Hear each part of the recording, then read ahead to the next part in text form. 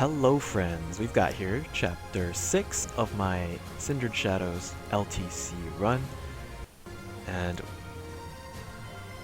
this map is kind of interesting. I think it looks a lot harder than it actually is, but here we're going to first give 3 of our lords here. We're going to give Byleth, Edelgard, and Dimitri distant counter via retribution, and that's important because there's just a bunch of bolting mages and I want to discourage them from attacking or attacking Edelgard and Dimitri specifically. So Edelgard's going to land the 1-round KO with Hammer, and then Byleth gets the 1-round KO with Armorslayer on that other armor. Dimitri's going to swap out that Armorslayer with Silver Sword so that Byleth can Vantage. He has Battalion Vantage right now, and it will one-shot one of the bolting dudes before he even gets a chance. Ready and willing. Now here, Claude is going to Gambit to this guy. So what that will do is just disable it from moving on this turn, which will be very good because next turn I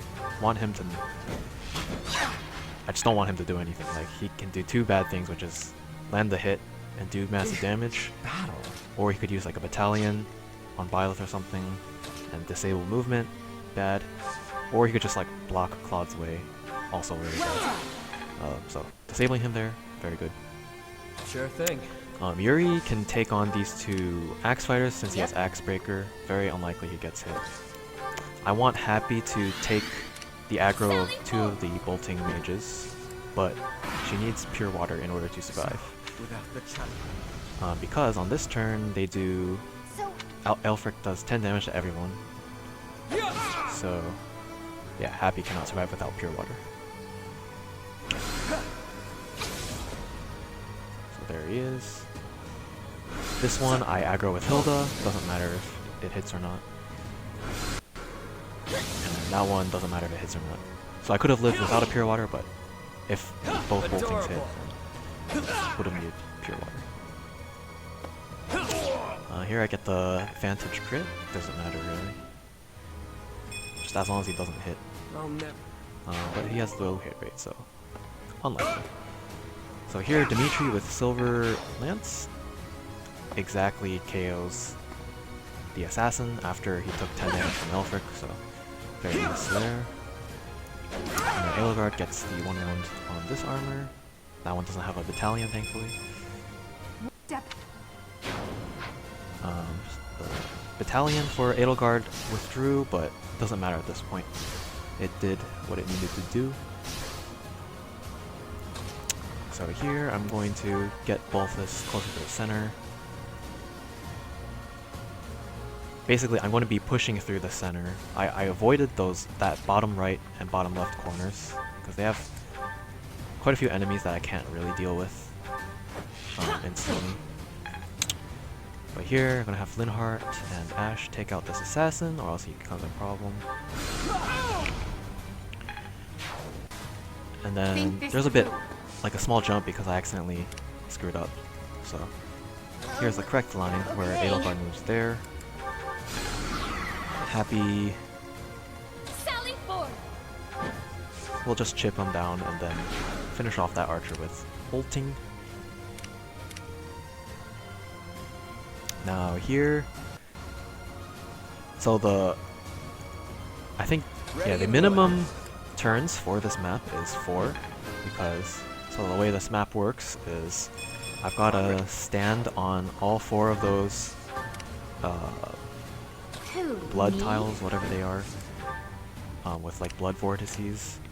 I gotta stand on them with non-Ashen Wolf units, and like the minimum amount of turns you could reach one of them is like the farthest ones in the top left and top right. Technically you could reach one of them in 3 turns with the help of Yuri's foul play, but you wouldn't be able to reach the one on the other side in 3 turns as well, so it's like moot point. So 4 is like the minimum to reach them.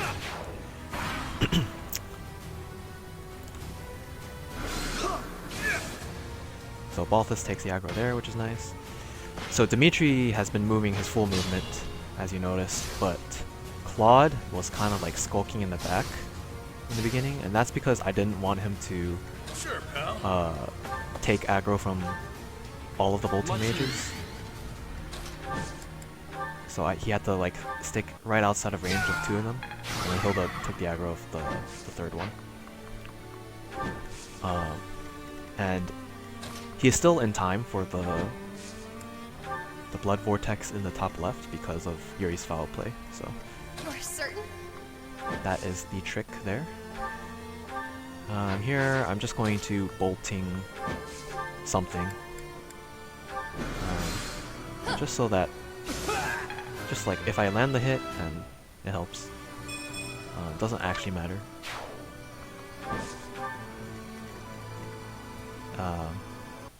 But yeah, just doing it just because I could.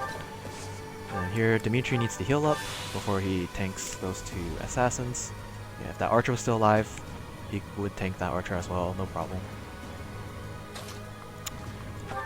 And now here Byleth is going to gambit these 2 pesky armors that have battalions.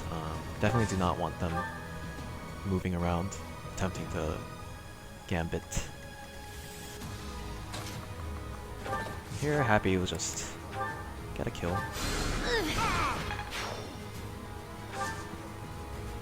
And so the 2 blood vortices that are closer, Edelgard can reach it fine. And Hilda, even though she was also kind of skulking in the back with Claude, she can also reach it just in time with her 6 movement.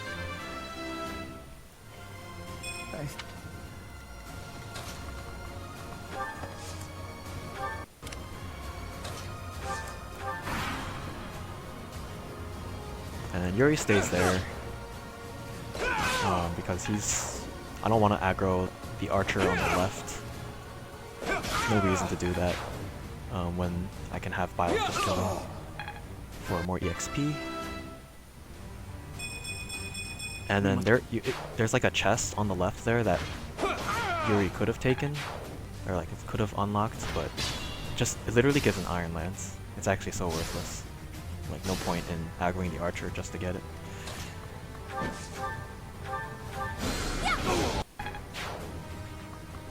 So here Constance gets some last minute EXP. We